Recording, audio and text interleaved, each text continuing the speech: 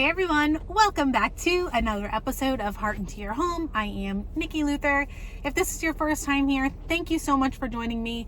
Please subscribe. I have all sorts of videos across the spectrum, from real estate to Florida life to home decor to lots of things planned in 2020, and I would love to have you stay and support this wonderful channel made for everyone. So I just want to hop into this video.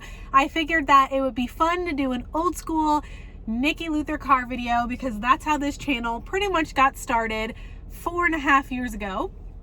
So let's go ahead and get into it. I wanted to do a video on the do's and the don'ts before closing day. So let's just say that you are already under contract for a house, your offer has already been accepted, and now you have that waiting period of 30 to 45 days, which a lot of first-time home buyers think are complete terror, but I am here to make that feel a little bit less stressful for you and give you some quick do's and don'ts before closing day. So let's get started on, should we do the do's first or should we do the don'ts first? I guess we could get the bad out of the way. Let's do that. So let's do the don'ts before closing day. The things that you do not want to do, don't even think about doing, just don't do it. Here we go. The first one is do not finance anything. I know you're getting a brand new house. I know you're super excited. You need a barbecue grill, you need a couch, you need some new appliances.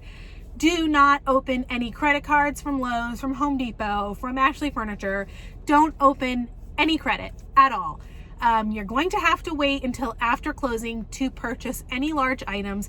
During this time that you are under contract for a home, the bank is watching you. They're watching you to make sure that you are a good person to lend the money to and to close the loan. So please do not open any credit cards. This could even be, don't open a credit card for jewelry. If something comes up and you want to propose, don't open an engagement credit card, anything like that. Listen, I've had all of these things happen, so that is why I'm here to give you the knowledge. And you can talk to any mortgage lender out there and they will tell you the same exact things. So another thing is, do not switch positions at work. Even if it's the same pay, do not do anything with your employment. Stay the same as your loan application. Do not switch jobs. Do not take a job with lower pay. Do not get fired, please. That could ruin your home purchase. A couple days before closing, believe it or not, the bank is going to call and verify employment because you kind of need a job to pay back the loan. Please don't do anything that is job related. Another thing is, do not co-sign with anyone. If your sister comes along and says, hey, it's my 17th birthday and you're the best brother ever, can you please co-sign with me to get a car? I really need it. Do not do it. Don't do it until after you buy the home. Your sister can wait. You don't want to do anything that has to do with banking at all. You do not want to go to Walmart and buy a $1,000, even if it's cash. You do not want to go to Walmart and buy a $1,000 television for your new house. Everything has to wait until closing. Until you get those keys, you walk out of that title company and the house is yours. Another thing, which is going to sound a little kooky, is do not pay off huge balances of your credit card. Unless your mortgage broker specifically tells you to, do not make any of those decisions on your own. If your mortgage lender tells you, while we're closing, I need you to pay off this card, they know what they're doing. But if you just take it upon yourself, that could lower your credit score, and then you can, in the end, not be able to get the loan. I know it sounds confusing, but trust me on this one. Another thing is, say you call up, Aunt Susan in Michigan, and she says, oh my gosh, you're buying a house. I want to send you $5,000, as a wonderful closing gift. I'm going to send it to you right now, okay? And she transfers $5,000 into your checking account. Do not do it. Do not accept any gift money without talking to your mortgage lender first. There's a form for that. The bank wants to know where that money came from, why it came from there. Trust me on this. I know I keep saying that. These are all things that buyers have been burned by. So do not do that. Let's see. Let me check my notes, see if I am forgetting anything. Oh, do not drive by the house and talk to your seller by yourself without your agent. You are being represented by a buyer's agent. They are being represented by a seller's agent. You do not want to do any negotiating or chatting or anything without your agent present, because that could hurt you in the end.